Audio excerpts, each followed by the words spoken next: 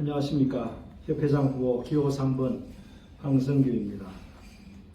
최근 귀하신 분이 저에게 응원 카톡과 전화를 주셨습니다. 업계에 관련된 워낙 중요한 분이라 그분에게 저와 소통하는 관계임을 선거판에 이야기해도 되냐고 말씀드렸더니 선거법에 걸리지 않는 범위에서 해도 된다고 하셨습니다. 그래서 회원들에게 문자를 보내려고 협회 선관위를 물었더니 문자 보내는 것은 사실 협회 임원 선출 규정에 사전심의 대상도 아닌데 선관위에서 안 된다고 해서 며칠째 문자도 못 보내고 항의를 하고 있는 중입니다. 사실 오늘 이런 모임에서 회원들의 알 권리를 충족하기 위한 명분으로 말씀드릴까 했었는데 아직은 참겠습니다. 추후 말씀드릴 기회가 있기를 바랍니다. 혹시 여기 오신 분들도 혹시 궁금하신 분이 있으면 개인적으로 확인해 드리겠습니다. 제가 싱글몰트를 마시는 금융권 모임에서 자주 뵙는 김석동 금융위원장님은 거시경제의 대가로서 현 정부의 경제부총리와 금융위원장 등에게 자문을 해주시는 아주 훌륭하신 분입니다. 그 원인이 러시아 전쟁 등으로 기인했던 어찌되었든 간에 중국의 상노동력에 힘입어 40년간 쌓아온 버블이 꺼져 앞으로 큰 경제 위기가 올 건데 정부가 규제 완화 외에는 달리 마땅한 해결할 대책이 없다고 최근에 여러 차례 말씀하신 걸 들었습니다. 이러한 경제 위기에서 가격의 상승세를 타고 시행한 각종 개발 사업이 큰 위험에 노출되어 정부는 연착륙을 위해서 PF 만기 대출을 선거 이후로 연장해주고 있었음에도 불구하고 도급순위 16위 중견건설사인 태영건설이 열흘 전 워크아웃을 신청했습니다. 태영건설의 장기부채는 1조 5천억이고 지급보증으로 인한 단기부채는 5천억이라 별거 아닌 것 같지만 이러한 지급보증 우발채무가 3조 8천억이나 됩니다. 물론 우발채무 전부가 부실이 되지는 않을 것입니다. 크게 살펴보면 우리나라 전체 PF 총액은 160조에 달하고 그중 30조는 이미 부실화되었습니다. 태영의 워크아웃은 건설 경기에 엄청난 영향을 줄 뿐만 아니라 은행을 제외한 제2금융의 연체율이 14%에 달하고 있기 때문에 제2의 저축은행 사태로 커질 수 있습니다. PF 전 브릿지 상태의 개발 사업은 말할 것도 없이 손도 댈 수 없는 상황입니다. 그럼 우리 업계로 돌아와서 우리의 미래는 과연 어떨까요? 현재 우리 업계는 전세 사기의 일부 가담 때문에 큰 압박을 겪었죠. 현 협회장께서 많이 방어하셨고 저도 조금 도왔지만 안타깝게도 자격증이 원스트라이크 아웃제가 되는 등 위상이 매우 낮아졌다고 회원 대다수는 생각할 겁니다. 이 상황에서 PF 부실 책임이 감정평가사에게도 있다고 밝혀지면 우리 업계는 전세 사기의 내상에서 회복되기도 전에 더 깊은 수렁으로 빠져들 수밖에 없습니다. 앞으로 징계의 수위가 더 강화될 것이고 관련 회원은 각종 민형사소송에 휘말릴 것이며 그 틈을 타서 한국 부동산은 죽었던 평가를 부활시키려고 할 것입니다. 무엇보다 더 큰 위기는 대국민 신뢰도가 급격히 떨어지면 자격제도 근간이 위태워질 수 있다는 것입니다. 저는 평가법인을 경영하고 대출 플랫폼 회사도 경영하기도 바쁜데 왜 이 나이에 협회장이 나왔을까요? 저는 개인 사무소도 해봤고 대형법인 대표도 했고 업금 보상 평가를 업계로 가져와서 큰 돈도 벌었는데 제가 뭐가 아쉬워 협회장에 출마했을까요? 힘 닿는 대로 협회장을 도와드리고 내 살 길 찾으며 업계의 위기는 나 몰라라 해도 되는데 하지만 손 놓고 있기에는 너무 강한 위기가 업계에 닥칠 것 같습니다. 잘못하면 제가 경영하는 평가법인도 이번에 망할 수 있겠다는 걱정을 하고 있던 차에 최근 국무위원과 대통령실의 인사를 접하고 제가 협회장이 되어서 3인칭이 아닌 1인칭으로 나서서 업계와 내 회사, 나의 감정평가사 인생을 지켜야 되겠다고 결심했기 때문입니다. 회원 여러분, 혹시 위기가 오지 않을 수도 있다고 생각하시나요?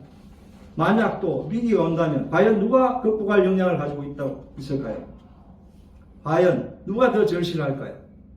업계 전체가 위험한데 기득권이 더 중요할까요? 저는 모든 위험의 기저에는 절제하지 못하는 과도한 욕심이 있다고 봅니다. 우리 업계가 당면한 위기의 원인도 전세 사기 가담, PF 업감정 등의 얼굴로 나타났지만 과도한 욕심은 앞으로 또 어떤 형태의 가면을 쓰고 나타날 줄 모릅니다.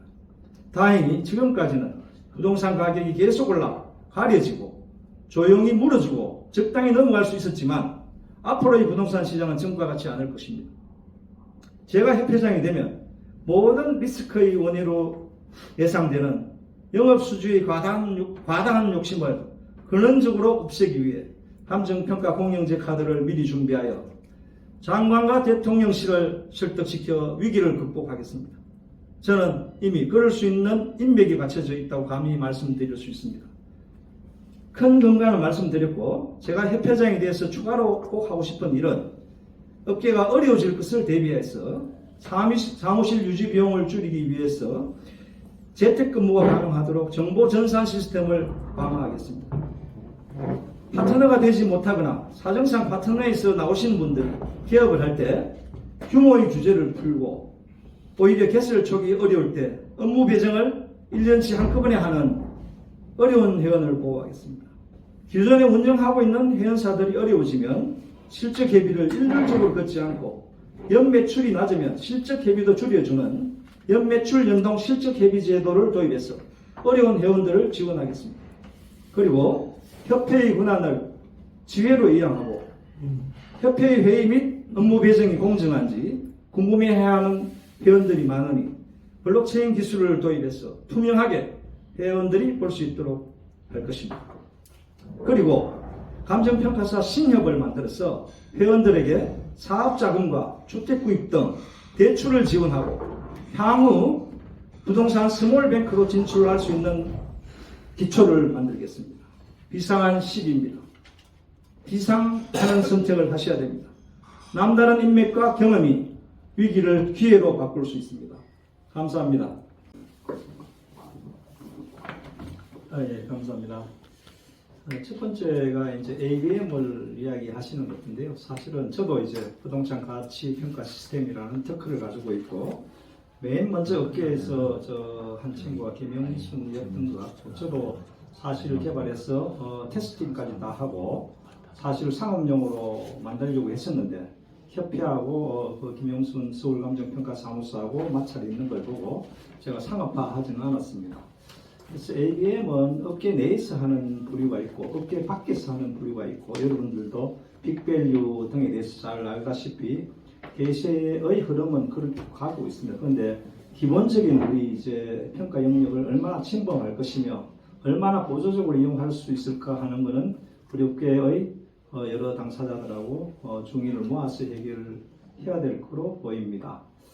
그런데 제가 하나 이제 우려되는 것은 지금 협회가 가장 데이터를 많이 가지고 있으니까 협회에서 개발하는 거에 대해서 좀 잘 되기를 바랍니다. 그런데 사실상 이제 뭐 우리 업계 내에서 공간의 가치나 이런 그 감정평가법인을 인수한 공간의 가치에서는 지금 70억, 80억 이상의 투자를 해서 고급 전문가들 채용해서 기술자를 해서 개발하고 있는데 우리 협회에서 과연 그런 걸 뛰어넘을 수 있을지 좀 우려가 되는 바가 있습니다. 그래서 어쨌든 협회에서 지금 돈을 들여서 하고 있으니까 빨리 잘 만들어지기를 바라겠습니다. 두 번째가 은행 자체 감정인데요. 제가 지금 현 협회장의 부탁으로 이 문제는 제가 깊숙이 개입을 했습니다. 그래서 금융청 최고의 담당자한테 제가 어떤 말을 했는가 하면 은행이 부동산 자문센터를 만들어서 중개업도 하고 있고 감정평가사를 뽑아서 감정평가업을 하고 있다고 말씀을 드렸습니다. 최근에 지금 어쨌든 정부의 움직임이 은행에 대한 프레스가 아주 강합니다. 은행의 어떤 카르텔에 대해서 이야기하기 때문에 제가 볼 때는 지금 협회에서 나서서 나갈 수 있는 좋은 기회일 것 같은데요. 제가 지금까지의 결론은 국토부에서 금융위원회에 문서를 보내줘야 됩니다. 그래서 국토부의 협조가 절실합니다. 제가 엄청난 노력을 했음에도 불구하고 금융위금감원에서는 국토부의 문서가 와야 된다는 입장이니까 국토부의 문서를 받을 수 있는 사람이 누군지 잘 살펴보시기 바라고요. 감정평가 업무의 영역 확장 부분은 사실상 우리가 이제 모든 재화에 대해서는 평가를 할 수 있는데 구체적으로 좀 말씀드리면 부의 분배 차원에서 고액 상속세 구간은 의무 평가를 하고 그리고 비상장 주식에 대해서도 주기적으로 평가를 하게 하고 또 제가 볼 때는 간접 투자 자산 그러니까 리츠나 조각 투자나 이런 부분에 대해서는 투자자 보호를 위해서 주기적으로 평가를 해야 된다고 생각합니다. 이상입니다.